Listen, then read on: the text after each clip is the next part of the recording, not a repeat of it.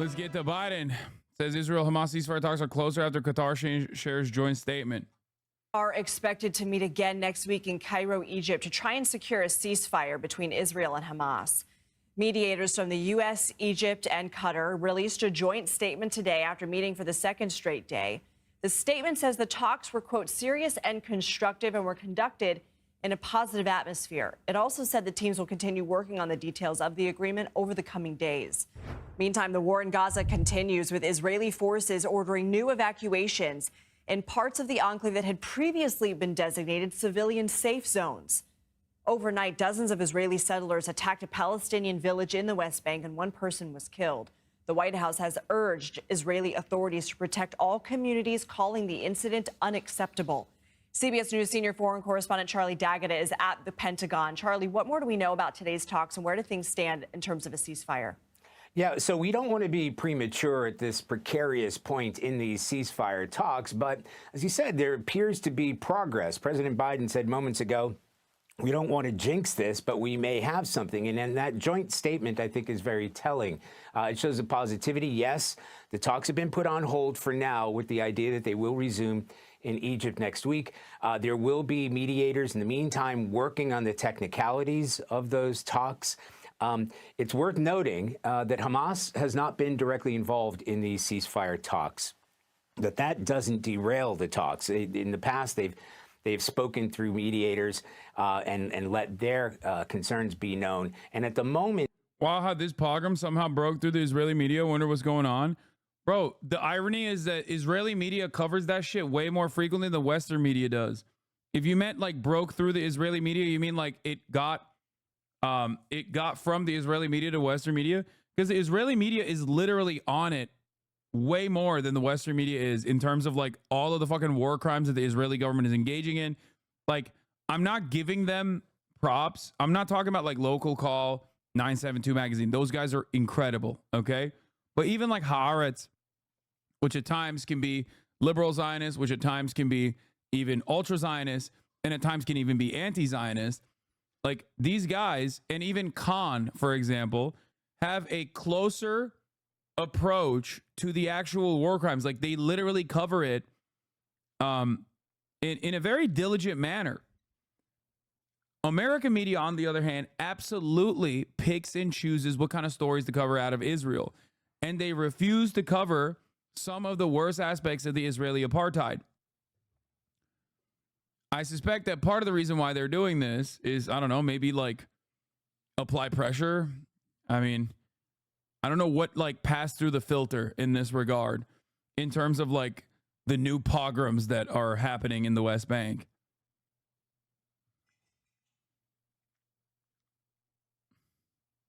Yeah, but for some reason, everyone, even Bibi and Ben-Gvir, condemned this pogrom while ignoring it and cheering on others. No, Ben-Gvir didn't condemn this pogrom. Ben-Gvir participated in the pogrom. He's the one who went to Al-Aqsa with the settlers. Benjamin Netanyahu is the one who actually shit on Ben-Gvir and said, only I get to do this kind of... Yeah, Itamar Ben-Gvir has never... Wait, what? Smotrich did too, I read? Wait, really? I've never seen Ben-Gvir condemn a pogrom that settlers have done. He's the one giving them the guns. But the origination of this pogrom specifically started with the Al-Aqsa Mosque raid that Ben-Gvir literally did a couple days prior to this last one. Okay? Itamar Ben-Gvir is responsible for this and every other pogrom. He has funded and facilitated them. He's given arms to them. He's even advocated to move units over from, border in the Gaza envelope, the border guards over into internal security of the West Bank so that he could conduct these pogroms, which was, a major security flaw. Having said that, however, what is this? Breaking. It appears that the Israeli airstrike on the Nabatea targeted key Hezbollah members. Multiple ambulances have arrived at the scene. It doesn't seem to be an ordinary airstrike. This is, I don't know why you sent this to me. Anyway.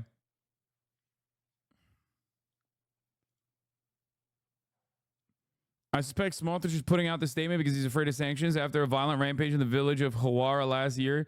He called for the entire village to be destroyed. The rioters tonight in JIT are in no way related to the settlement and the settlers. They are criminals who should be dealt with by the law enforcement authorities. That's crazy. Look, shocking. We build and develop a settlement in a legal and state manner, support the IDF in its fight against terrorism, and strongly disapprove any manifestation of anarchistic criminal violence that has nothing to do with loving the land and settling in it. Yeah, I don't know what the fuck this guy's talking about. All settlements are illegal, dog. Maybe, yeah, I think Benzi's take on this is probably correct. Maybe they are experiencing the international organs of justice pressure with additional focus on what's going on in Israel. So they're like, oh, this is bad. This one is bad. Every other one is good, but this one is bad, even though we did all the other ones and supported it.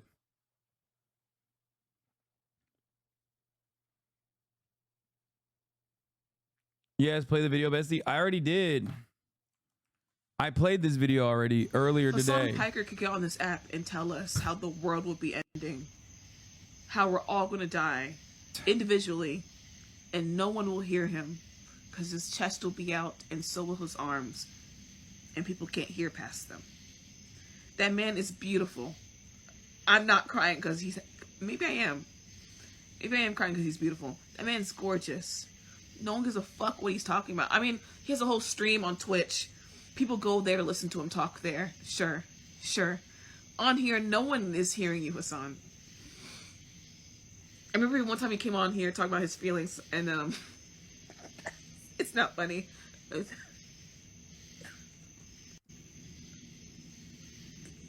I'm covering it up every time I do. I'm covering it up every time I do a TikTok going forward. No more right to bear arms, okay? No more Second Amendment. And people in the comments are like, nobody cares. You're so sexy.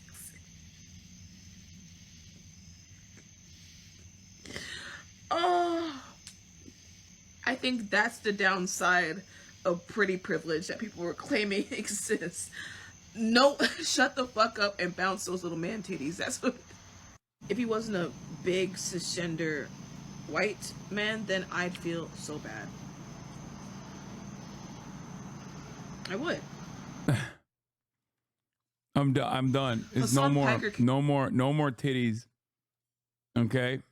I'm no longer bouncing them, okay? The bouncing act is done, okay? These guys, you see these? You see these guys? They're gone. No more. You will not see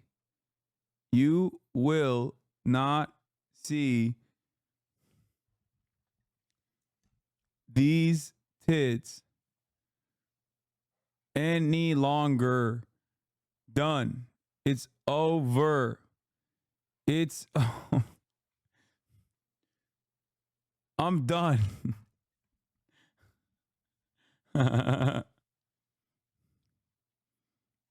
One more for the road. That's it. I'm putting the titties away.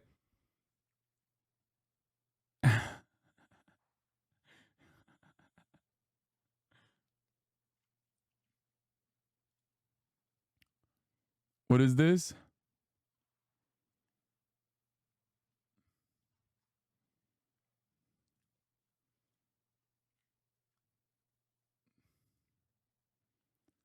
Say psych right now. Come on, man. I will never stop. That's ridiculous. Don't be crazy now. All right, let's get back to unimaginable man-made horrors beyond human comprehension.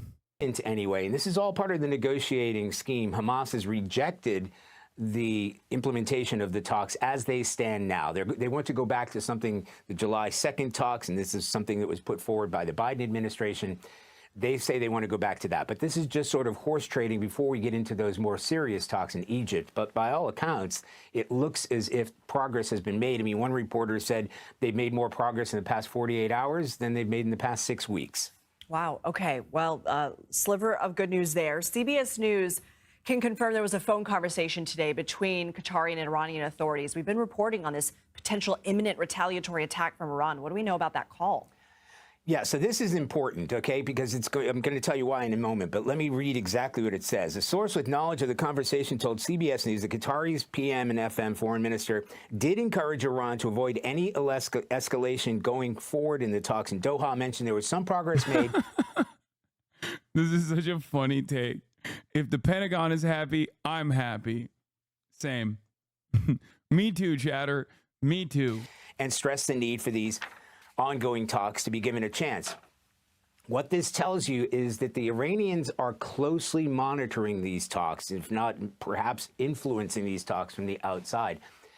Yes, dude. They're literally saying we have an international right, we have a right to retaliate, okay, as backed by international law.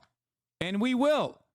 But we do not want to fuck up these ceasefire negotiations. They literally are saying that. They have said it. They openly stated that despite the fact that they do have the internationally recognized right to retaliate to Israel for violating Iranian sovereignty by killing the principal negotiator on the Palestinian side on Iranian soil, okay, that they are not doing that because they are demonstrating restraint that Israel has never demonstrated, okay? Because Israel doesn't have to demonstrate any restraint because America is defending Israel's right to do whatever the fuck it wants.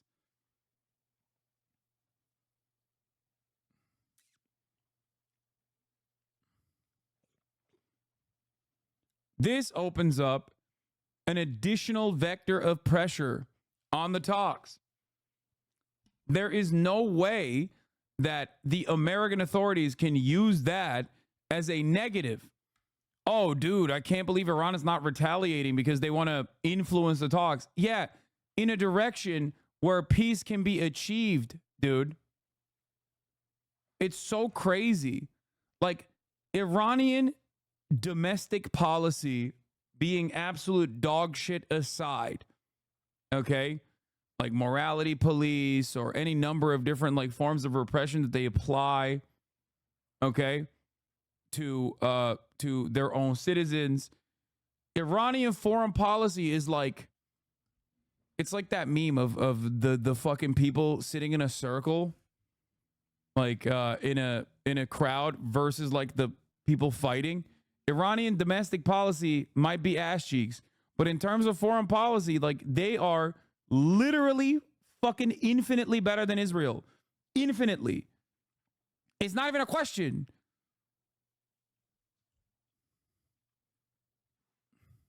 It's just ridiculous. There is no way that you can turn around and make it seem like these guys are not doing the right thing in this situation, okay? And it may be one of the reasons that they've been holding fire about that retaliation. Another big reason is there's huge buildup of U.S. forces in the region. So you get the USS Theodore Roosevelt, that's a carrier strike group.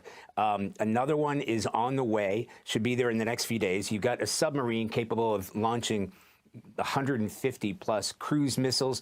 Their F-22. Their domestic policy is nowhere near as bad as Western media makes it out to be. No, it's pretty bad. Come on, dude. Fighter jets that are already in the neighborhood, F-18 fighter jets that are already within striking distance. Like if they were doing that shit in America, you would literally not be considering that to be appropriate at all. F-35s are on the way with that new carrier strike group coming in. There are 40,000 U.S. forces in the region as we speak. All of this has been done. When you speak to people in this building, like it's like the Turkey equation. You know what I mean? There's a lot of stuff that the Turkish government does that is completely unconscionable. Okay, it's beyond the pale, and every Turkish person will tell you that. Okay, every single Turkish person will tell you that. This does not mean that like America gets to bomb Turkey. You know what I mean? Obviously, it won't happen because Turkey's a part of NATO, but like. It's not even remotely reasonable. Like Turkey, for example, does not have any fucking free speech, right? That's already pretty shitty, and the Turkish government absolutely abuses that to its advantage to quash any kind of dissent, silence any kind of dissent by any means necessary, oftentimes by invoking criminal penalties. Same goes for Iran in terms of many different forms of restrictions and repression. Okay, like, it's not like the government is super positive or popular in Iran either. How the fuck would they be? Why would they be? Come on, dude. They're fucking led by mullahs. Like, what are we talking about?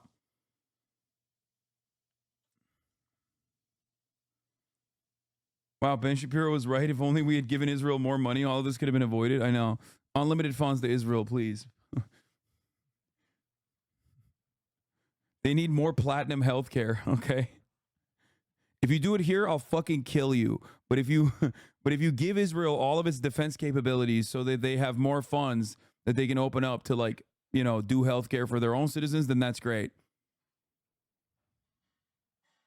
It's done as a deterrent for Iran or Hezbollah. I'll mention that in a second, and also for the defense, primarily the defense of U.S. forces who have been coming under attack in the region, but also for the defense of Israel. The big question mark here, yes, the thinking here is that Iran will hold fire until we see the conclusion of these talks. What we don't know is what Hezbollah is going to do, because Hezbollah has threatened retaliation. Yeah, dude, what do you mean? I thought Hezbollah was also jumping when Iran said, or I thought Hezbollah was saying how high when Iran says jump. Now they're like, oh, but Hezbollah is a different actor. Oh, now they have autonomy. Okay, got it. We're not exactly sure how much communication is going on. You know, Hezbollah is an Iranian-backed group, how much that is done in coordination with the Iranians, or if they'll wait. What we can... You always say Turkey and Iran include China and Cuba in the freedom of speech. Yeah, in terms of, like, Chinese restrictions, okay, they are nowhere near as limited as, like, I would say Turkish restrictions are or Iranian restrictions are. Like, social repression does exist in China. Okay, certainly. And I don't agree with it, especially because it's a power player in its own fucking, in its own right. Okay, it's damn near a hegemonic power at this point. So they don't need that level of fucking repression and restrictions, especially in terms of free speech. However, when it comes to Cuba, you have no comparison. When it comes to Cuba, you have absolutely zero way to compare Cuban existence and the Cuban governance and Cuban free speech restrictions to, like, a country like America, because Cuba has been in a permanent state of economic war, being a fucking small island nation in the ass cheeks of the largest hegemonic imperialist superpower on the fucking planet throughout history. Okay? America has waged war both directly and indirectly through the form of economic sanctions, full-blown sanctions since the Cuban Revolution, against this fucking island nation. Of course they are constantly worried. This kind of repression happens as a consequence of, this kind of repression happens in a defensive measure. America and many other countries in wartime have also done similar things. That's why we have the fucking Treason Act. You know what I mean? Espionage Act, sorry. Like, where do you think that comes from? Now imagine having that be a permanent blight on your existence, with the largest superpower on the planet constantly fucking attacking you. How can you say that without having compassion for the people in Cuba who are arrested? I think this is, like, the most cynical way to have this conversation. If you have compassion for the people of Cuba, then you should be consistently, oh, my grandparents were arrested in Cuba for avoiding. Okay, dude, chill out. We already ran the top of the hour ad break. Here, take an hour off. I already ran the top of the hour ad break. Okay? But anyway, if you have passion, if you have compassion for people in Cuba, then you should be advocating, as I do every single day, to end the fucking embargo. Okay? It's incredible. I can tell you is Hezbollah is already in a position to strike at little or no notice. They've already got the weaponry there. They've already done it, as we've seen over the past few days. Iran, too, can perform a limited strike with their positioning. So the big question mark now is what Hezbollah does. Are they going to follow suit, as we believe the Iranians will? Are you saying that tough economic ties justify restrictions on freedom of speech? No, I'm saying that restrictions on freedom of speech historically has occurred in times of war in every country, including the United States of America. So if you can understand restrictions on freedom of speech in the United States of America during times of war like World War II, for example, then you should be, and many of those restrictions have continued into now, as a matter of fact, then you should be able to at least comprehend why a government would try to limit. It's not a justification. Yes, it's an explanation as to why they have it. You're getting it exactly. Analysis does not mean justification. This is not an excuse. This is the reason as to why they limit communication, especially when the United States of America has never stopped trying to interfere in Cuban affairs, like ever.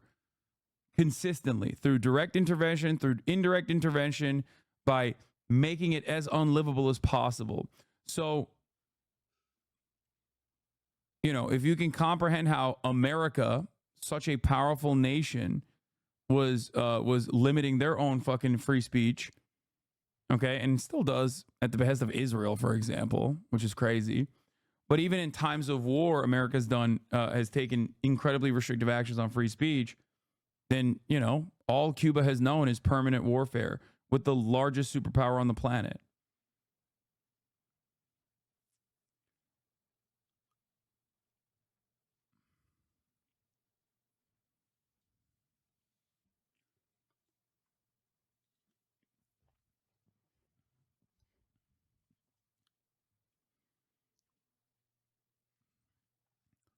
The counter to Cuba is always, do you want Cuba to be Haiti? You know? That's it. That's what happens with endless, ceaseless foreign intervention. Ceaseless foreign intervention that actually succeeds. It's pretty easy to justify lifting the embargo in my mind, but why do we have it? War on communism is dead. I don't know, pettiness, anger, resentment, cruelty.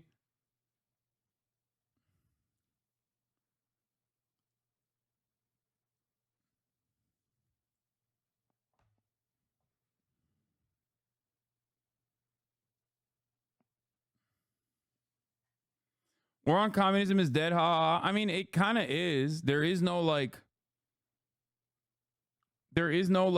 massive, I don't know. There is no like massive communist superpower on the planet in the same way that the USSR existed as a counterbalance to capitalism. I wouldn't say China plays that role. Like, I think China is self-interested and will create allegiances with those who have been destroyed, create allegiances with its trade partners, engage in a lot of soft power initiatives. But I don't think that they have like a vested ideological interest in like growing communism or socialism or socialist movements. They have a gimme with like Maoists in the fucking Philippines, for example. They don't touch that shit. They are directly in contest with them. If they wanted to, even if they wanted to do like America style intervention in the Philippines, I think that they could easily use Maoist revolutionary groups in the Philippines, arm them, train them, continue indoctrination in the communist variety. There are plenty of popular socialist movements around the world that they could be funding and facilitating. They don't really do that. They don't do that at all. They will literally, in Myanmar, for example, work with both sides. They'll work with the military junta when they want to, and then they'll work with the revolutionary student groups when they want to. Like, it's all entirely related to what their immediate goals are. They're like, oh, they're doing, they have these like fucking groups of people that are kidnapping Chinese citizens. We have to deal with them. Boom. All of a sudden, they're now arming the rebellion after arming the military junta and defending the military junta beforehand.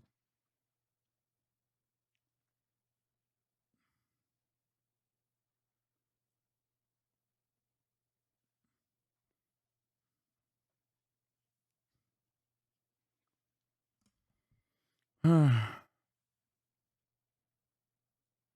coworker from Taiwan said the struggles of LATAM are purely due to incompetence and blaming U.S. foreign policy was failing to take accountability. Use all Taiwanese success as a product of them being more competent. That's so funny. That is pretty funny. That's like a very Han Chinese ass attitude to have. Like subtle Han Chinese superiority ass fucking take, which also firmly in the pocket of like American vested interest, but that is like incredibly incredibly Han Chinese supremacist of him to assume that like that's why Taiwan is so successful.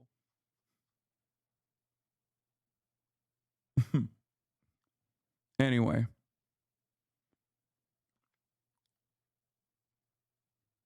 Will in holding off with any large-scale retaliation until these talks either continue or conclude.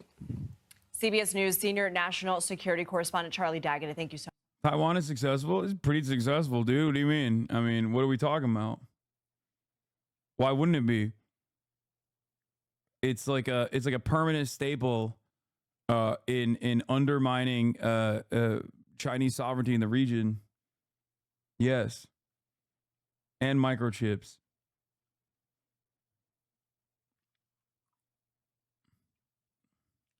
Haitian chatter here. The reason why Haiti is so destabilized is because of constant Western intervention all over the years, and it's still doing interventions, but do violent proxies. Yeah, that's what I'm saying. That's what Haiti is what happens when America and Western nations actually succeed in the intervention and directly intervene. Okay, we're not done with the Israel stuff though. A couple things I need to show you. Here is this fucking asshole. Okay. But this is a government announced settlement. This isn't an outpost. So. In terms of like the pogroms that occurred in JIT. If you oppose it, I don't quite see why you. Here's the State Department's response to it. Stop it. I gotta pee. I'm sorry, I don't really follow, Tom. I mean, you've opposed hundreds of settlement announcements, and they are all then built. So what's the point of repeatedly saying you oppose them? It is important for us to make clear our perspective and our point of view, as well as to raise these sometimes tough and difficult conversations with our Israeli partners, and we'll continue to do so. But doesn't it just expose the weakness of your position in that you can say something and say it's your policy, but clearly it doesn't have any effects on the ground? I would take issue with that characterization, Tom. These are not actions that the United States is party to, certainly not ones that we are involved in. Ultimately, Israel is a sovereign country that's going to make its own decisions. That does not detract or change from the fact that when we see things, when we see policy decisions, when we see actions that we disagree with, that we think are not just in the interest of the United States, but also not in the interest of the region, we won't hesitate to say so. It is not dissimilar from circumstances in other countries in which the United States is not party to those decisions, but when we see something we disagree with, we certainly will make our voices heard, and that continues to be the case here. I will also say that the bigger issue here, Tom, is that we want to see these kinds of things end, and that is why we're so committed to getting to a two-state solution, because we think that is the only path forward for the region. And when we see things like this that are inconsistent with that, we won't hesitate to say so. Well, you want to see a two-state solution, but I mean, Smotrich himself said in announcing the settlement, we'll continue to fight the dangerous idea of a Palestinian state and establish facts on the ground. This is my life's mission, and I will continue it as much as I can. So that's what you're up against when you're saying you oppose the building of these settlements. Clearly, this will go ahead, and it will not just go ahead, but it will go ahead in occupied territory where you are arming the military force, which will facilitate its establishment. So you're saying you oppose it, but you're arming the military force that facilitates its establishment. We have a security relationship with the IDF, Tom. I don't dispute that. That of course continues to be the case. How is building a settlement about self-defense of Green Line sovereign Israel? Dude, the State Department journalists consistently are my favorite people in American media. Like the ones that actually you watch clips from, not the ones that like oftentimes work for the New York Times and like verbatim carbon copy whatever the fuck John Kirby is saying on any given day. But like the dudes, most of these dudes are just like constantly fucking ripping in to all of the statements that they're bringing forward, oftentimes showcasing the inhumanity of it, the hypocrisy of it all. Not that it fucking moves the needle, but you know. We don't think it is, Tom. We do not think that the expansion of the settlement program is in Israel's security interest. We think it detracts from a two-state solution and causes further instability and insecurity. I've said these things a number of times. The point that I'm making is that these are not actions that the United States is party to. Can I just follow up? Yeah, go ahead. Again, I asked about Ben Gvir and what he's done on the Temple Mount, and to Tom's question, you mentioned tools and the U.S. toolkit. The U.S. hasn't used any tools in that toolkit, and I just want to understand. Yeah, what's that about? Dude, America, God, dude. We talked about the sanctions as a means of waging war, right? Jeff Stein's reporting on Washington Post is incredible. He also gave a phenomenal interview to both Democracy Now! And also the Chapo Boys. As you guys know, I've talked extensively on this matter. 60% of the nations on the planet are incurring some form of sanctions by the United States of America. The overwhelming majority of the poorest nations on the planet, okay? Overwhelming majority of the poorest nations on the planet have some kind of sanctions from the United States of America. That is a tool. Where the fuck is this tool when it comes to Israel? Like that, where is the tool? We use it for everyone all the time. 60% of the poorest nations, 60% of the poorest nations on the planet.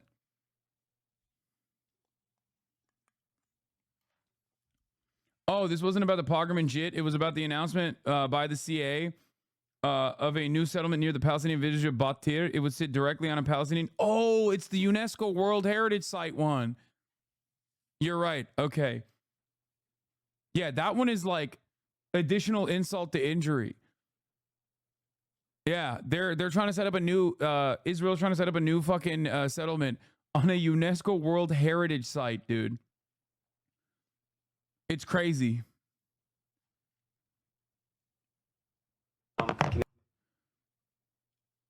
What is this? Canadian doctors who volunteered in Gaza tell the story of a doctor who was forced to strip naked and stand for 2 days by Israeli forces urinating and defecating where he stood. Okay? IDF should look into it. I don't have more information. Why would Israel target and kill a grandmother, a mom, and 3-day-old twins? I don't have any information. I'll let IDF speak to its own operations. Like, we love playing fast and lose. We love playing fast and lose with, like, the autonomy that Israel has in times of, like, all of their war crimes. When push comes to shove and we're defending Israel's war crimes, it's like, well, they're a nation on their own. But when it comes down to unlimited weapons transfers, it's like, no, they could not survive without us. Are you crazy? They could not survive without us. What do you mean? What the fuck? Hey, now. Don't you dare. Is that because these are U.S. government officials? These are also U.S. government officials that Netanyahu... You mean Israeli officials? Sorry, Israeli government officials that you wouldn't use... is that because you can't use U.S. So Camilla, I would never sanctions preview actions from up here that would be inappropriate. Not but I just only bring in it the up because you context. mentioned the toolkit. Of course, not just in the context of Israel, but in any country. I wouldn't preview actions from up here. Look, when it comes to there are across the world, when it comes to governments that we engage with, whether they be partners, allies, or countries that we have adversarial relationships with, there are colorful characters in any government. What the United States is focused on is the policy and the policy decisions that they pursue and the United States pursue, and particularly when it comes to attempting to subjugate or change the status quo at Temple Mount, Haram al-Sharif, we would take issue with that, and expansions of a settlement program, we would take issue with that. We find both of these things to be a detraction of Israel's security and fuel more. Who is this kid? It's Fast Sagar.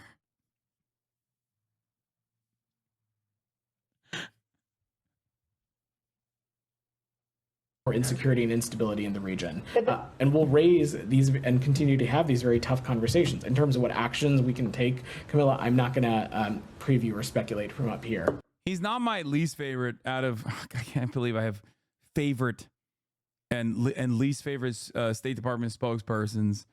But I think Kirby takes the cake. There's no one that touches Kirby's demon-like status. Unimaginable cruelty, absolute fucking worst in the game. Straight up, like straightforward, absolute fucking #1 Holocaust denying ass motherfucker, okay?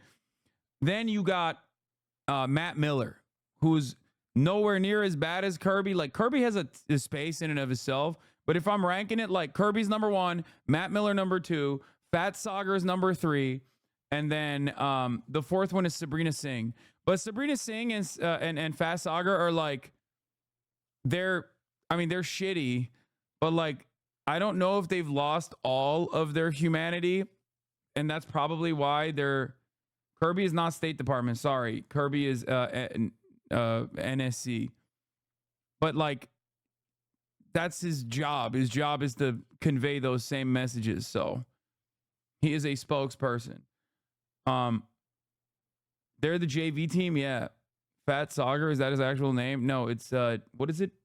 His last name is Patel, but I don't know what his first name is.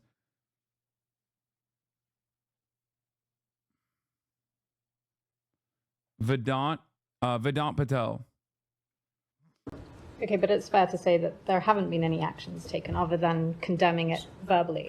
When it comes to officials within the government, sure, that... It's insane how far the spokesperson will go. First, you have smaller reports come out about the abuse in Sideh Tayman, ignored. Then you get the rape of the prisoners caught on video in the B'Tselem report, ignored. Today, Haaretz published an article of the former Sideh Tayman prison guards describing, no, yeah, all those reports are right. I wish I had their ability to stick their fingers in their ear and say la la la. Yeah, no, it's fucking nuts.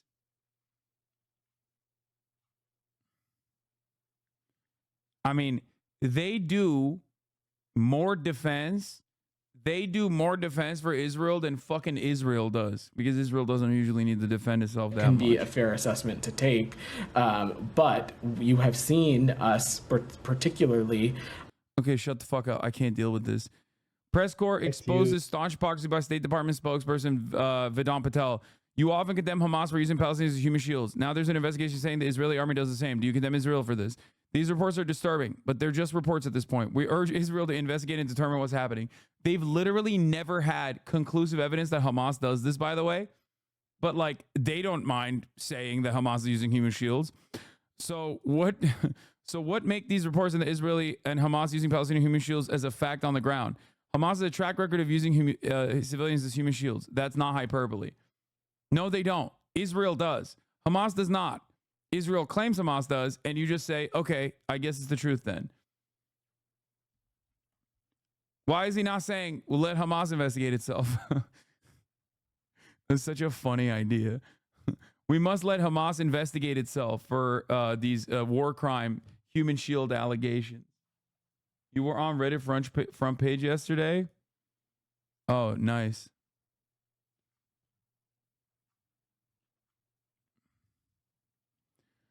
Joseph Borrell Fontella is the High Representative for the EU for Foreign Affairs and Security Policy, Vice President of the EU Commission, says, we condemn settler attacks in JIT aimed at terrorizing Palestinian civilians day after day in almost total impunity. The Israeli settlers fuel violence in the occupied West Bank, contributing to endanger any chance of peace.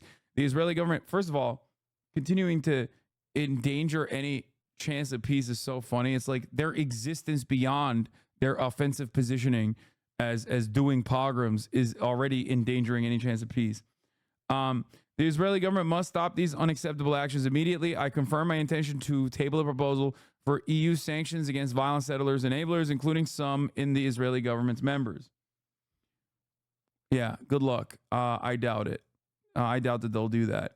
All right, let's get to, there was another thing that I want to talk about. Last thing I want to talk about with Israel.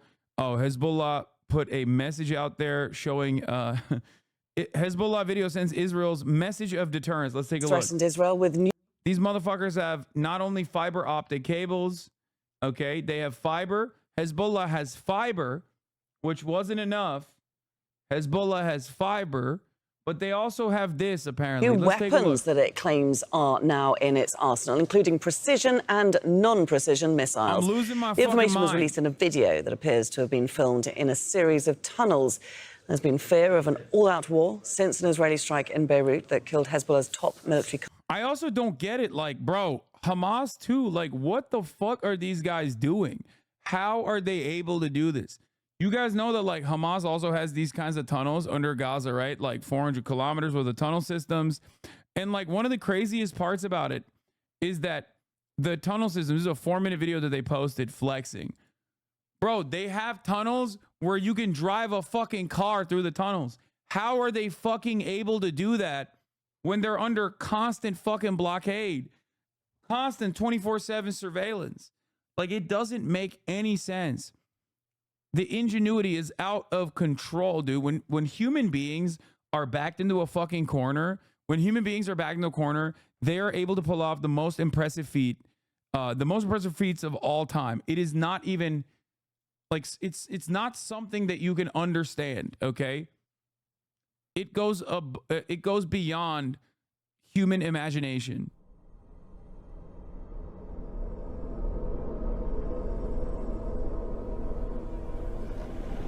Like the Hezbollah one is like obviously impressive, but nowhere near as impressive as like the Hamas ones. The Hamas ones are crazy.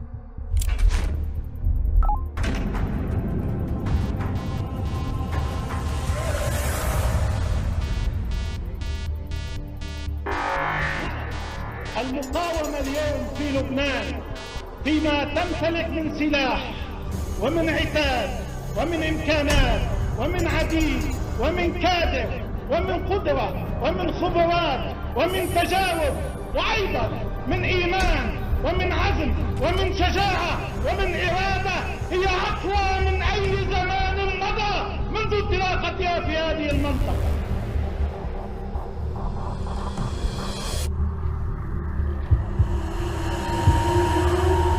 الأهداف عنا إياها وإحداثيتها موجودة عنا، وهي الصواريخ محطوط ومنصوب وفي سرية ممتازة جدا.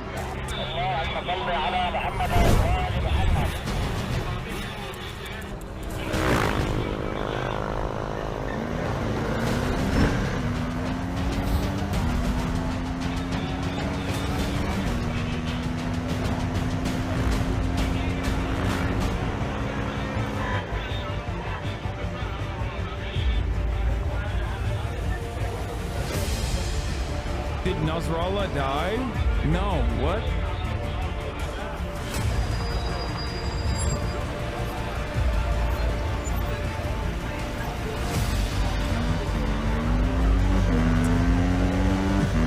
Oh my God, bro. They have fucking missile carrier trucks. Dude, every time I see a Hezbollah video, I start believing in Shia Islam. It's just like they're doing unimaginable things, dude. This is fucking insane. They got tunnel systems where they got mobile launchers driving through them. This is Metal Gear Solid, dude.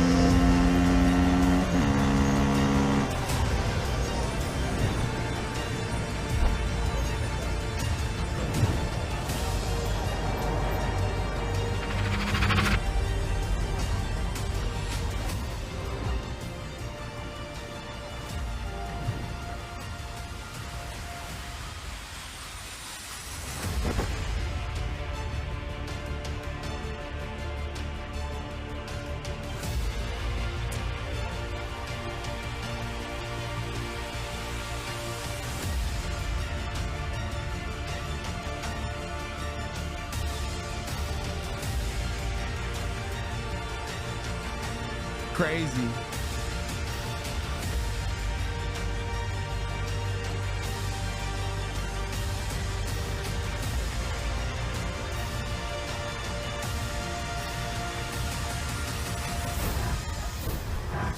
Is that all the equipment left behind in Afghanistan? That's such a funny way to look at this, dude. Yeah, no. Iran and like Arabs in general have no capacity to fucking develop their own weapons. It must be American weapons that they stole from Afghanistan. Fuck no, dude. This is their own shit. You crazy? It's all the orphans we created? Yeah, I mean, dude.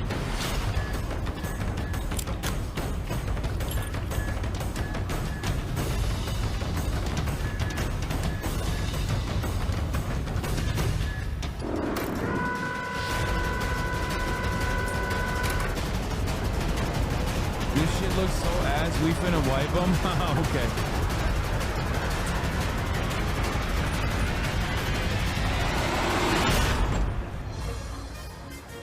وباتت المقاومة تملك من الصواريخ الدقيقة وغير الدقيقة ومن الإمكانيات التسليحية ما إذا فرضت إسرائيل على لبنان حربا ستواجه إسرائيل مصيرا وواقعا لم تتوقعه في يوم من الأيام. المعركة معنا شعاعها على طول فلسطين المحتلة. And they got a sick ass flag.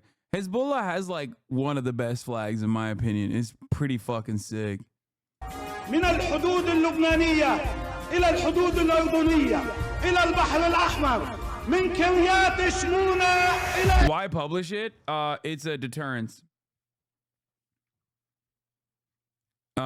It's a deterrence mechanism to be like, if Israel, once we retaliate to Israel, if they choose to invade Lebanon, we will destroy them, is what they're saying. Or even if they choose to retaliate without invading Lebanon, but instead specifically like bombing Beirut or whatever, then they will melt certain parts of Israel. That's what they're fucking saying. Houthi movement political bureau chief officials tweet in Hebrew a video telling Israel to prepare items for the coming war, namely painkillers, running shoes, and their passport. That's funny.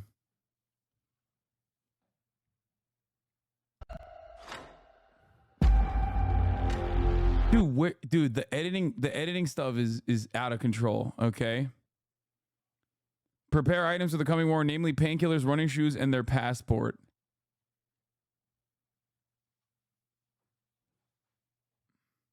It does bring home the fact that Hezbollah doesn't just have bathtub rockets to the wider public.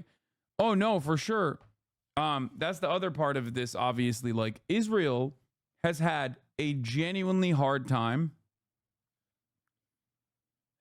Israel's had a genuinely hard time, like, fighting against a fucking ascetic, orphaned resistance group, like, comprised of people that they've orphaned, right? That are utilizing, like, patchwork rockets and missiles that they literally make off of, like, the remains of Israeli rockets. Some weapons that they also are able to sneak in through tunnel systems, but mostly bathtub rocket launchers and bathtub sniper rifles. Okay? Motherfuckers are doing DIY shit, okay? They're doing farm to table fucking sniper rifles, dude. They're milling that shit directly in Gaza. And it's crazy that Israel's had such a fucking hard time dealing with them. And they're also simultaneously trying to deal with a much more experienced military force in the region. Hezbollah not only are obviously much better equipped, but also beyond that, they have a shit ton of experience in warfare in the region. So, like, it's a non-starter for anyone who has like fucking even a little bit of brain power. Like, everybody loves thinking about, like, oh man, you know, Israel is big and strong and has America backing it, but like, it would be an unimaginably costly war for Israel if they were to engage in yet another front. All right, let's take a look at Patrick Bet David. You going to the gym again? What the bro? Come show your fucking fit. You have to show what you're wearing. You're wearing a belly shirt, dude. This is please show.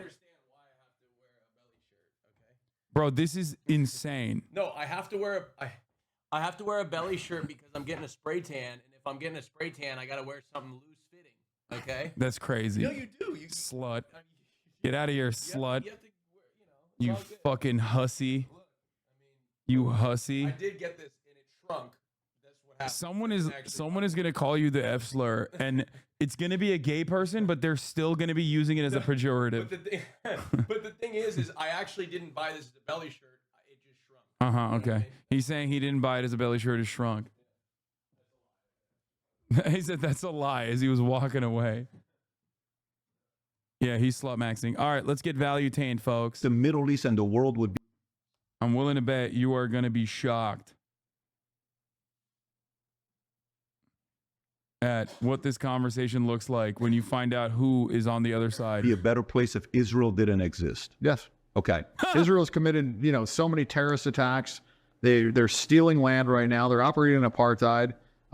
They're currently committing a genocide on Palestinians. Like, do you believe in the genocide they're committing? I think they're fighting for themselves and they're defending themselves. Do you think that's defense? Well, when 1,200 people died, and of which the 1,200 you've killed and admitted that you've killed a lot during, your Hannibal. I will tell you this. Bro, I gave you a warning. Chat, I gave you a fucking warning. I told you have no idea who he's talking to, and you are not ready for what he is about to say. Okay? And that warning wasn't enough.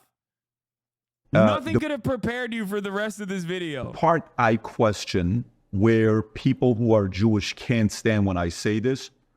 I don't know how you, Netanyahu, claim you have the best intelligence in the world, Mossad, and you didn't know that on October 7th they're attacking. They knew about it. They didn't. They wanted it to happen, so they had a reason to take that. Yeah, they wanted a reason to take the land. I totally get it. And they killed their own citizens. And they claimed that all these people got raped. That was bullshit. They claimed beheaded babies. That was bullshit. Everything that they said was a fucking complete. Not only was it a lie, but they committed all those atrocities themselves to the Palestinians and been caught doing it. In fact, they just got caught gang raping Palestinians. How many babies have they killed? All the things that they accuse the Palestinians of or Hamas of or whatever, they're guilty of 100-fold themselves. So and they've been doing that. Like October 7th wasn't the start of this. Like the start of this was Nakba. They've done so many different. Disagree. Yeah, I don't disagree. Yeah, so I mean, this is not like, it's not like October 7th is like, it's all of a sudden they just came over there unsolicited and just killed people. Like they have been killing Palestinians for years and years, operating two sets of justice. It's like they have the justice.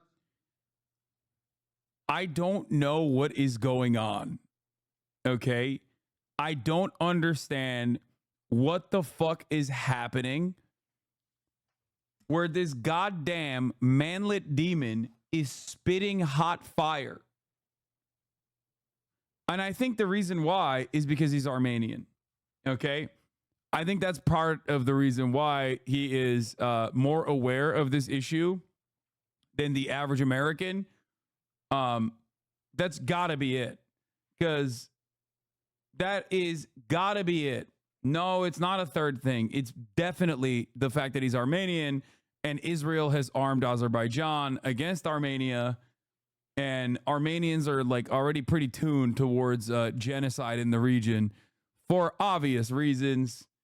So I think that that has to play a role here because there is no way. Yeah, he's that or he's been possessed by the ghost of Noam Chomsky, who isn't even fucking dead. So obviously it's probably the first thing and not the other.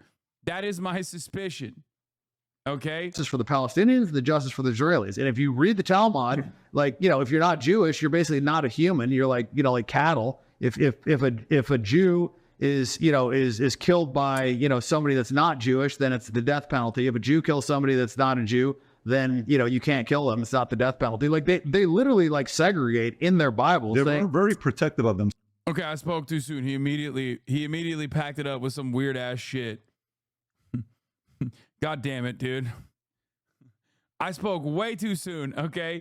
I literally paused it right up until the moment where this motherfucker starts talking about the Talmud and shit like that, okay?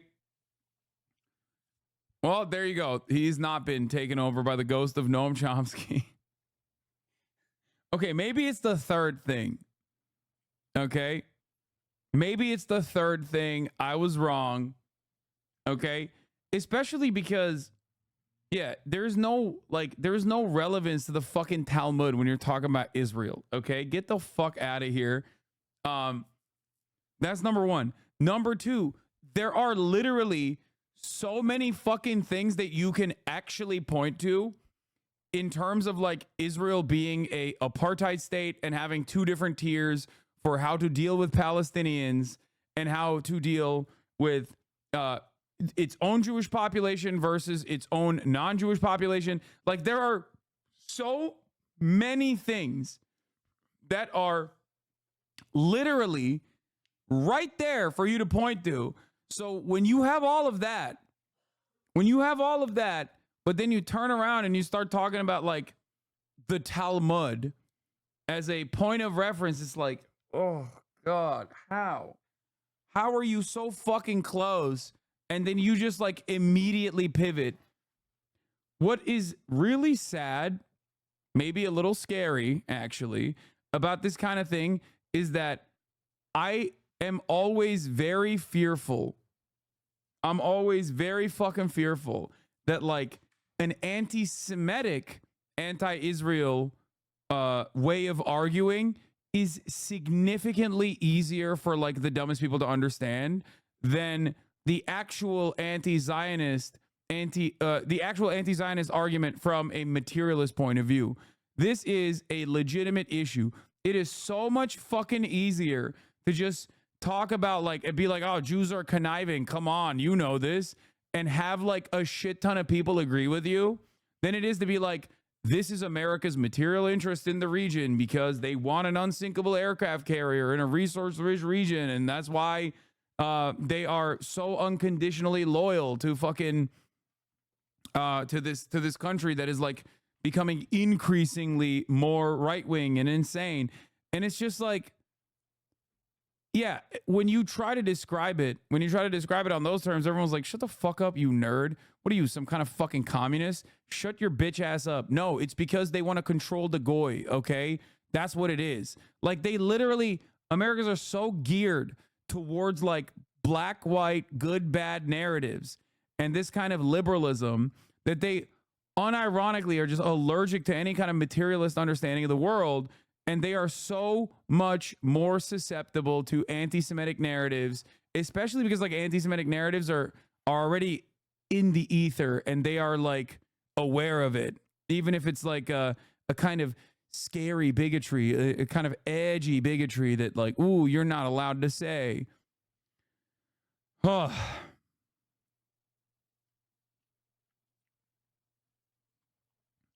This is proof you don't pre-watch. Yeah, I thought the exact same thing, but he's essentially saying anyone being chosen automatically creates an environment where others are dehumanized. Themselves. I don't think anybody can debate that. I don't think it's a... Well, it's not the problem isn't that they're protecting themselves. The problem comes when you think that you're better than other people and you think it's okay to lie to anybody that's not a Jew. You think it's okay to steal from people that are not a Jew. You have two sets of standards. The problem with that is it allows you to rationalize anything. Right? And human beings are generally self-serving creatures. So if your fundamental religious belief system allows you to operate in such a way that you believe there isn't consequences to stealing from other people, killing other people, raping, kids that are under 9 years old. The irony of this kind of argument is that it's still like fascist thinking. So you end up doing the exact same thing that you're claiming Israel is doing. Like, oh, they have like supremacist attitudes. These fucking Jews have supremacist attitudes. Okay, well now you just did the same thing, okay? You literally did the same thing, but towards Jewish people across the board that you're claiming Jewish people are doing to others, okay? It's so stupid. Like, it literally, that's why I always say that like, it's just pure fascism, right? It's fascism on the Nazi side. It's fascism on the ultra-Zionist side. It's the exact same two sides of the coin. It's just that, like, the in-group is different, okay? That's it. The in-group and the out-group are different. That's the only difference. Other than that, it's still obviously ethnic superiority being reinstilled. It's everyone that is an enemy of your, anyone that is an enemy, anyone that's in the out group is like constantly a shadowy figure that is both simultaneously weak and also strong and manipulating every part of society. Like, one of the funniest parts about Israeli narratives, like ultra-Zionist nationalist narratives that I find hilarious, ironic, scary, sad, but also fucking hilarious, is that literally every single Israeli official unironically does Nazi propaganda about Palestinians, where they'll be like every single thing that Nazis have said about Jews, they say about Arabs, where they literally will be like, oh, the entire world is actually hypnotized by the Arabs. And they always are like, too focused on the Palestinian plight. Like they're doing this to themselves and nobody understands that. It's like bar for bar identical. Okay. It's also additionally hilarious because like what fucking Arab lobby exists that isn't, pro-Israel, like Saudis?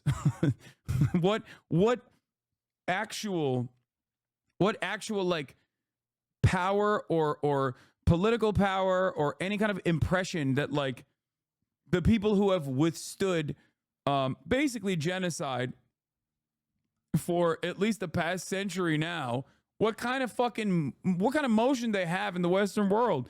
They have been the number one victims of American intervention. They've been the number one victims of America's violent war on terror. It's ridiculous. What other Arabs lobby America like AIPAC does? Bro, what are you talking about?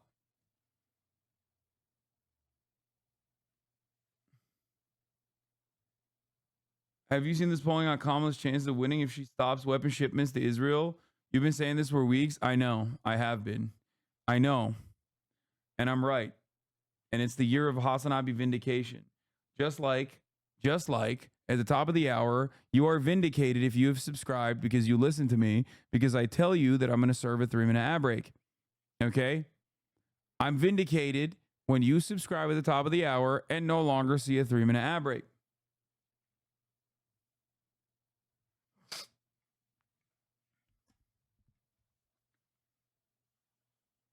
Some try, but only the rich like the UAE and Saudi Arabia can afford it, and it doesn't move the needle against anti-Arab policy. It's too entrenched in American foreign policy. Yes, that's why a lot of the UAE and Saudi Arabian moves in that regard are very self-serving, and they also end up aligning with American interests in the region anyway. They become vassal states.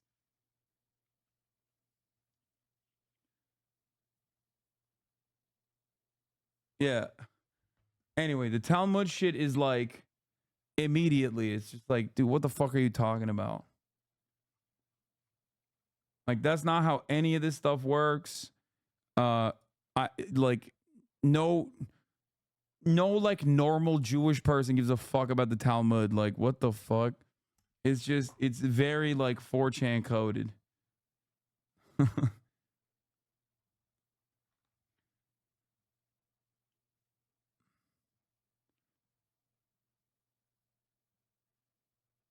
This is the kind of anti-Semitism that is a direct result of trying to equate the state of Israel to all Jews. This is why this narrative is so dangerous. I know. Oh.